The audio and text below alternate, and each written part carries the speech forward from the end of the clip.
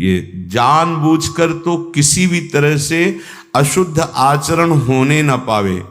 अगर कहीं चूक हो जाती है, असावधानी बन जाती है, तो कृपा बल आपकी समस्त बुराइयों को मिटा देगा, क्षमा कर देगा। एक होता है जानबूझ, जानबूझ का मतलब संकल्प के सहित। एक अचानक ऐसा कुछ हो गया, वो समझ नहीं पाया, वो प्रभु देखते हैं, वहां वो बचा लेते हैं, हर तरह से बचा लेते हैं, गिरने पर भी बचा लेते हैं। होता है, अचानक भी हो जाता है। कोई घटना घटी, धक्का लग गया, वो पिटाई शुरू कर दी, गाली हो गया, लड़ाई झगड़ा, कुछ कई तरह की ऐसे पाप प्रवृत्तियां अचानक हो जाती हैं जिनको पता नहीं चल पाता। वो भगवान की कृपा संभाल लेगी। जानबूझकर संकल्प करके क्रोध करना, काम की बात, अहंकार की बात, ये उपासक हो, इस पाप में दृष्टि को दूर करो, बहुत जल्दी आनंद मिलने लगेगा, बहुत जल्दी। ये भ्रम तो हमारे हाथ जोड़कर प्रार्थना छोड़ दो कि भगवान दुर्लभ वस्तु हैं, छोड़ दो बिल्कुल मत। हम अपने संत महापुरुषों के अनुभव की और छाती की बात कहते हैं, ये छोड़ दो भ्रम कि भगवान दुर्लभ है। दुर्लभ है ये संसार, दुर्लभ है संसार, क्योंकि ये न था, न है, न रहेगा, तो कैसे मिलेगा। नासतो विद्यते भाव, इसकी सत्ता ही नहीं, उसके लिए तुम जन्म जन्मांतर से भटक रहे हो। मिला है संसार तुम्हें आज तक, क्या है तुम्हारे पास? जहां हटे तो फिर वैसे ही, कुछ नहीं, केवल लगा कि हमने बहुत बटोर लिया। जपो नाम प्रभु का, अगर नाम जपा है तो फिर ऐसा नहीं हो सकता तुम खाली हाथ जाओगे। हे, ऐसी बात तो कभी सुनना भी नहीं, अंगुली कान में डाल लेना। हम भूल गए इसीलिए ये बात है, नहीं तो हमारे वो खिलौना है, हम उनके खिलौना नहीं खेल रहे सखा, उनके कांधे पे चढ़ के। ये हमारे खिलौना है और हम उनके खिलौना है। अब पता नहीं पहले कौन खिलौना बना, वो तो वो जाने, लेकिन वो हमारे खिलौना है। होंगे जिनके लिए दुर्लभ, हमारे लिए दुर्लभ नहीं है। हमारे हृदय हैं, हमारे हृदय विहारी हैं, हमारे जीवन धन। और ये हम अपनी बात नहीं कहते, सबकी बात कहते हैं। आपने उनको दूर मान रखा है, इसलिए चुपचाप बैठे हैं। और जिस दिन तुम अपना मान लोगे, तुम हलचल शुरू हो जाएगी, शांताकारम में हलचल शुरू हो जाएगी, और आपको हृदय में दिखाई देगा हलचल होने लगी, हलचल होने लगी। जैसे गर्भवती माँ को पता चल जाता है, हाँ अब इधर हलचल हुई, इधर हलचल हुई, ऐसे ही भजनानंदी उपासक को पता चलने लगता है कि हृदय गर्भगृह में प्रभु अब हलचल शुरू कर दिए हैं। आनंद की हलचल, आनंद की उमगन शुरू हो गई है। आप अपने आचरणों को अशुद्ध ना होने दीजिए और अच्छापन का अभिमान भी ना आने दीजिए इस रस की प्राप्ति के लिए, कि हम तो कोई गंदे आचरण करते नहीं, इस बात का अभिमान ना आने दीजिए। किसी ने कहा था, जो आप 24 लक्षण दुर्गुण बताए, एक दिन सत्संग में हुआ था, हम में से एक भी नहीं है, गारंटी से कह सकते हैं। तो हंसी आई थी, भैया ये गारंटी, ये सब अहम बोल रहा है, अहंकार, और ये सब गुणों का अभिनेता है पूरा, यही सब अभिनय करता है, यही काम बन जाता है, यही क्रोध बन जाता है, यही लोभ बन जाता है, अहंकार। अहंकार विमूढ़ आत्मा करता हमिति मन्यते। और जो निर्दोष हैं वो कह रहे हैं, क्वा हम तुच्छा परम मधमा प्राण होगा। बहुत विचित्र खेल, बहुत सावधान।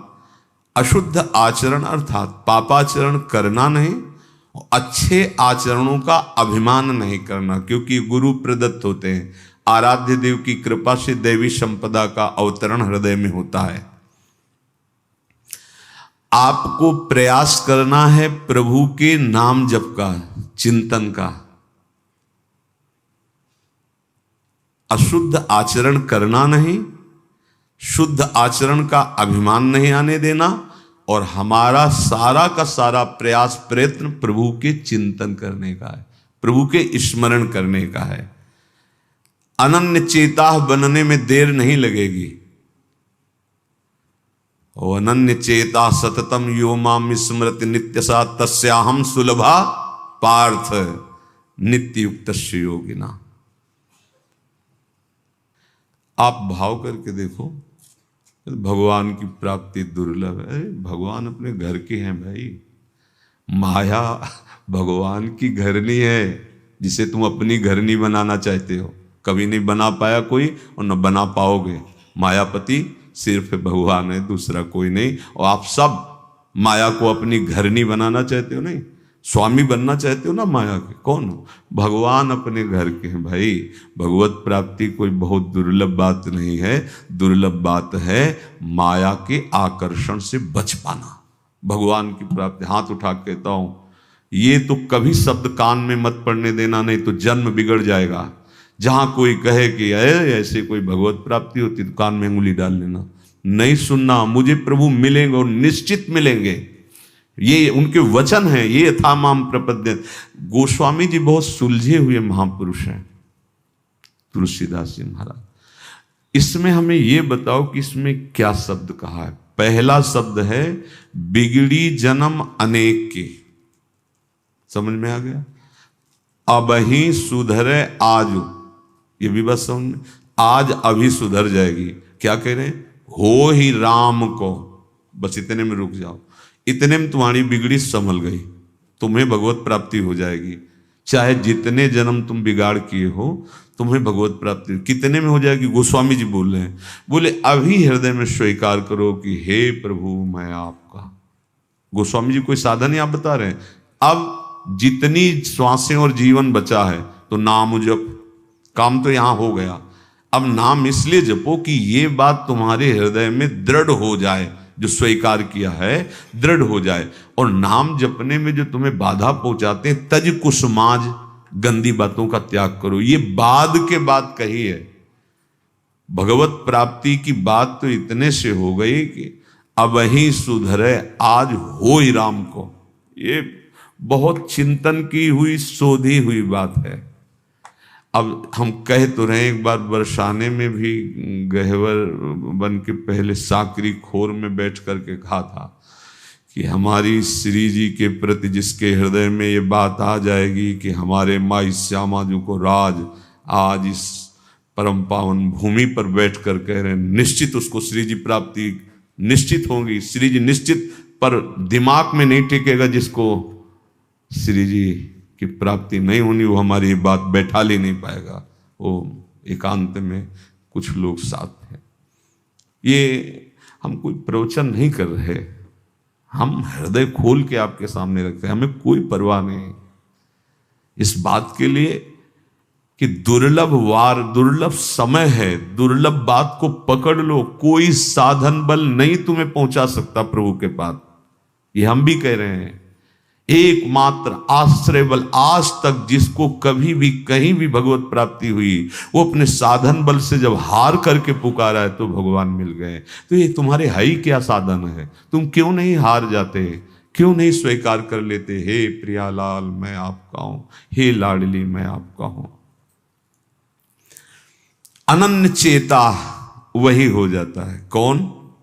हमको अपनी तरफ से बुरे आचरण करने नहीं है। अगर चूक हो जाती है तो भगवान की कृपा उस चूक को सुधार देती है। रहत न प्रभु चित चूक किए की, करत सुरत सैबार ही की। फिर क्या होता है? हमारा एक ही प्रयास होना चाहिए, केवल भगवत चिंतन। अब वो हो जाता है अनन्य चेता। जो ही अनन्य चेता हुआ कि उसे भगवत साक्षात्कार हो जाता है। भगवान का दर्शन बिल्कुल दुर्लभ नहीं। भगवान की देखो जो ये दुर्लभता वर्णन की गई है। अब जैसे ग्वारिया बाबा या भक्त गोपाल चरवाहा या ओम प्रकाश जी या और भी बड़े बड़े, पाई भर इनको कष्ट नहीं होता।